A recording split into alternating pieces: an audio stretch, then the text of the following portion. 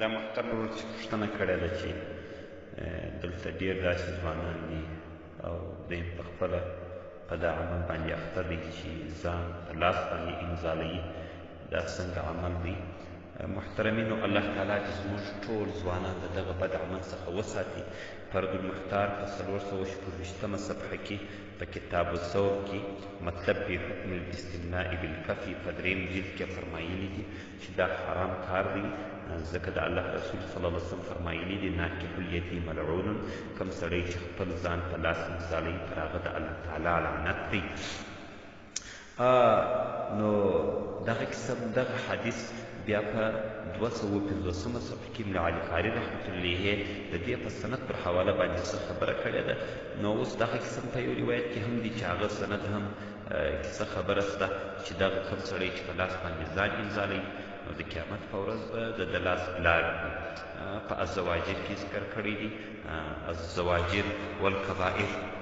الزواجر عن اقتراف الکبائر په دې کتاب کې ذکر کړی دي. نو محترمینو، دغه په طریقه محمدیه کې په 352 صفحه کې فرمایي چې دغه استمناء په لاس سره که چیرې یو انسان چې و نه فلم کتلی و نه بل شی کتلی و نه ناروا عکس ته کتلي ول نه په ناروا طریقه باندې په یو چا پسې سترګې نیولې ول هسې غیر اختیاري چې د کوره څخه لیرې و واعده یې نه درلودی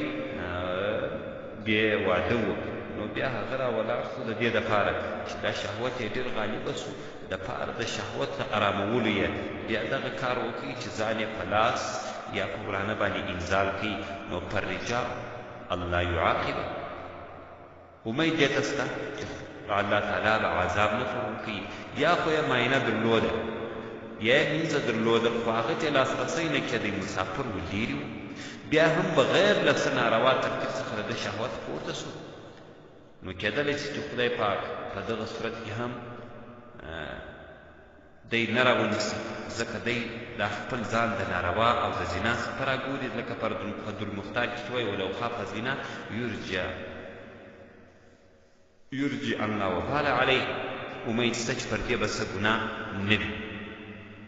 او دغه قسم د مؤمن صفت هم دا دی چې په سوره مؤمنون کې په 23 آیت کې ذکر شوی دی. الله تعالی فرمایي والذین هم لفروجهم حافظون، د مؤمن صفت دا دی چې هغه به د خپل فرج حفاظت کوي. نو اوس کې سړی را ولاړ سي ناروا فلم وګوري د هغه په واسطه باندې د شهوت راپورته سي، نو دا خو د سترګو زنا شول. د الله نبي فرمایي فزنا العین نظر، د سترګو زنا ناروا خبرې کول، وزنا اللسان منطق، د خولې زنا ناروا خبرې کول، د سترګو زنا ناروا کتل، د خولې زنا ناروا خبرې کول، د خوږو زنا ناروا خبرې اورېدل، زړه به یا تصدیق کوي یا به تکذیب کوي. نو په دغه صورت کې بیا که چیرې دا سړی راولاړ شو چې ناروا یې کتله او بیا یې خپل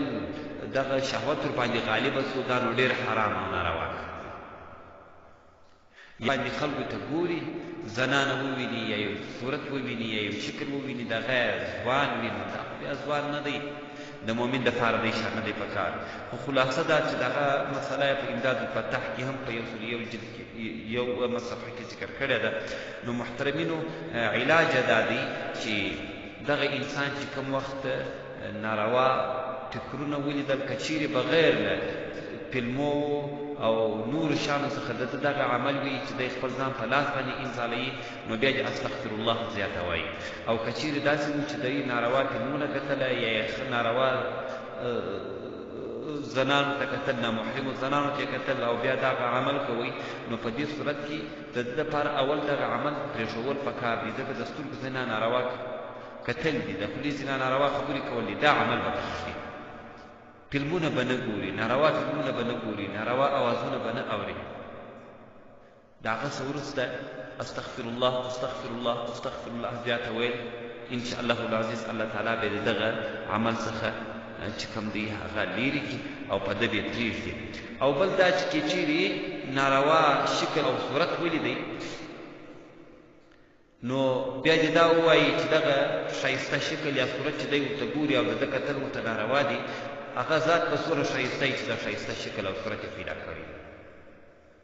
او د هغې قسم چې کوم وخت خپل ځان په لاس باندې انزالوي قیامت کې په یاد کړي چې خدای پاک به زما سره حساب په کتاب کوي او الله رب العزت فرمایي انک یعلم خائنة الاعین وما تخفي الصدور زه ستا د سترګو په خیانت هم خبر یم او ستا د زړه په خیانت باندې هم خبر یم نو نبي علیه السلام فرمایي که یو چا یو عمل